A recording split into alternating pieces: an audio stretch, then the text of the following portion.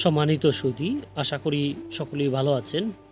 Mohammad Kamal Hossain school and college 2024 সালে শিক্ষা কার্যক্রম শুরুর দিকে Mohammad Kamal Hossain school and college পরিচালনা কমিটির সভাপতি জনাব আব্দুর রহিম ফুল মিয়া সাহেব বক্তব্য রাখছেন।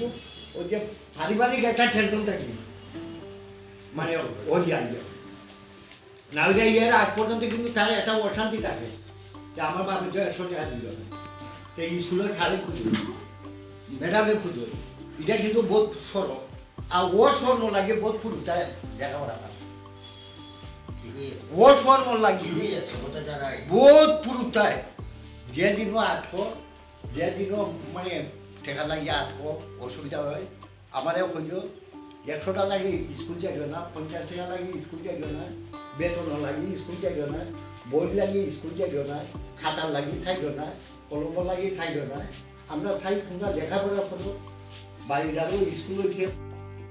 সার্বজনীন কমিটির সভাপতি জনাব আব্দুর রহিম ফুল মিয়া সাহেবের বক্তব্যের সময় উপস্থিত ছিলেন জনাব আব্দুরুপ মিয়া সাহেব, উপস্থিত ছিলেন বীর মুক্তিযোদ্ধা আব্দুল লতিফ সাহেব, উপস্থিত ছিলেন উক্ত প্রতিষ্ঠানের সহকারী প্রধান শিক্ষিকা জনাব রিপারানী দাস, উপস্থিত ছিলেন সহকারী শিক্ষিকা জনাব মোসাম্মদ রেবেকা বেগম, উপস্থিত ছিলেন প্রধান শিক্ষক জনাব শুভ্র গুপ সহ অন্যান্য ব্যক্তিবর্গ।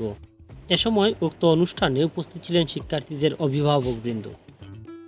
উক্ত অনুষ্ঠানে শিক্ষার্থীদের বিদ্যালয়ের ব্যাচ পরিয়ে দেন সহকারী শিক্ষিকাবৃন্দ এবং সভাপতি মহোদয়, এবং শিক্ষার্থীদের হাতে প্রধান শিক্ষক বই তুলে দেন। সম্মানিত সুধী, Mohammad Kamal Hossain school and college পরিচালনা কমিটির সভাপতি মহোদয় ওনার বক্তব্যে শিক্ষার্থীদের নানান পারিবারিক সমস্যা মোকাবেলা করেও তাদের শিক্ষা অর্জন করতে হবে সেদিকে গুরুত্ব আরোপ করেন। তিনি তার বক্তব্যে বলেন, যে দিনও মানে টেকা লাগিয়ে আটকো অসুবিধা হয়। আমারও খুঁজো 100 টাকা লাগে স্কুল যাইও না, 50 টাকা লাগে স্কুল যাইও না, বেতন লাগে স্কুল যাইও না, বই লাগে স্কুল যাইও না, খাতার লাগে চাইও না, কলম লাগে চাইও না। আমরা চাই তোমরা লেখাপড়া করবো, বাড়িদারও স্কুল হয়েছে ভাড়া।